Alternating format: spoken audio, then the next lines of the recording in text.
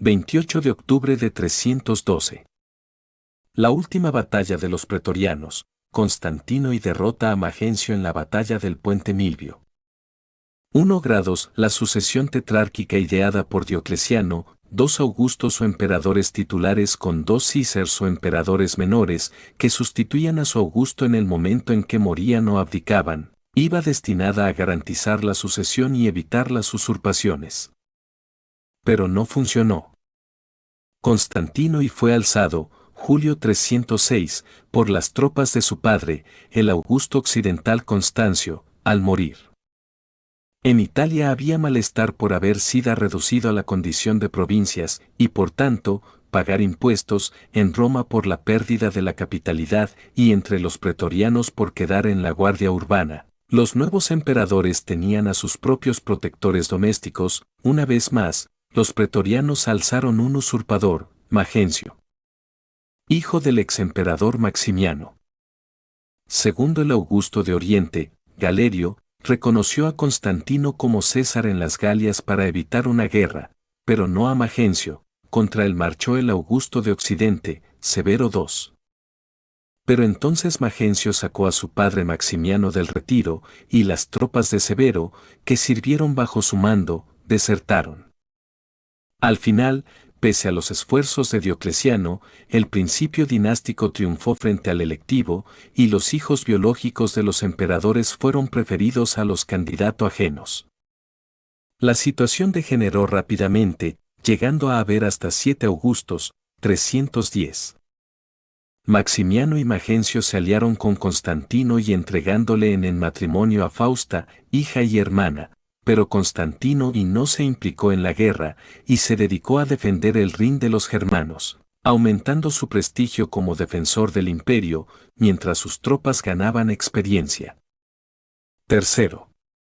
El anciano Maximiano, que tras reñir con su hijo, se refugió con su yerno Constantino y, 310, pero conspiró contra este mientras luchaba contra los francos, tratando de usurpar su trono, diciendo que había muerto. Pero Constantino regresó, sofocó la conjura y forzó a su suegro a suicidarse. En Italia, Magencio, pese a la ruptura con su padre, usó eso como excusa para desprestigiar a Constantino y le declaró la guerra, 311. Por lo general, en las guerras civiles romanas, quien atacaba solía vencer. La presencia de un gran ejército obligaba a las ciudades a capitular, y cuantas más se rendían, más débil era la posición de un emperador. Pero a Magencio, sus guerras resistiendo en Italia las invasiones de Severo II y Galerio, le salieron bien y optó por una estrategia defensiva, esperando que los Alpes dificultasen las líneas de abastecimiento de Constantino y cuarto. Constantino atacó en primavera del 312 con 40.000 veteranos, de ellos, 8.000 jinetes, de forma rápida y victoriosa. Primero sitió la ciudad fortaleza de Segucio, ordenó a sus tropas asaltar los muros, y la ciudad cayó, pero en un ejemplo de disciplina, impidió que la saquearan, lo que le dio fama de clemente, y continuó avanzando. Segundo en la batalla de Turín, la caballería pesada de Magencio, Catafractos y Clivinari, cargaron en cuña contra las tropas de Constantino. Este ordenó a su caballería semipesada, mucho más ligera y móvil, que se replegaran hacia los flancos y los envolviesen, deteniendo su avance, a la vez que atacaba su infantería, equipada con mazas, lo que permitía contusionar los cuerpos de los catafractos bajo la cota de malla y derribarlos. La victoria hizo que Turín y Milán, capital administrativa, conocedoras de su clemencia, desertasen. Tercero en la batalla de Brescia, su caballería volvió a vencer a los catafractos de Magencio. Quinto en verano de 312, Constantino avanzó contra Verona, otra ciudad fortificada, rodeada en 3 partes por un río, y donde le esperaba el prefecto pretoriano Ruricio Pompeyano, que derrotado en un combate inicial, atrincheró a su ejército, mientras él buscaba refuerzos. Ello puso a Constantino en un grave aprieto. Atrapado entre la ciudad y los refuerzos.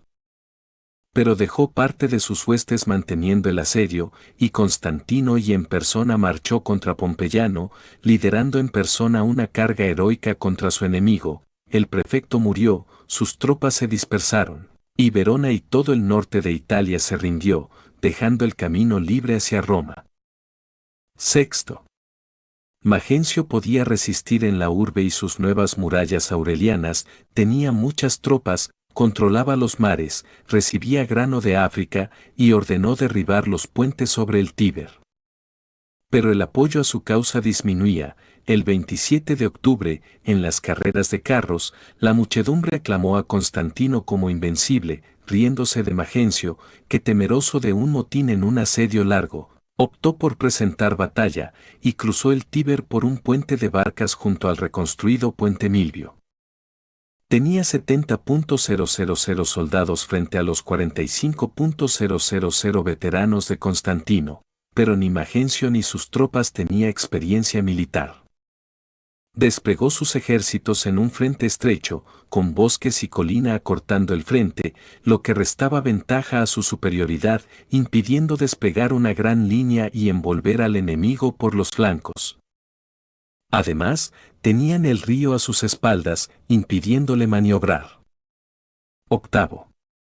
Mientras las numerosas tropas cruzaban los puentes, Constantino desplegó sus veteranos y cargó con contundencia.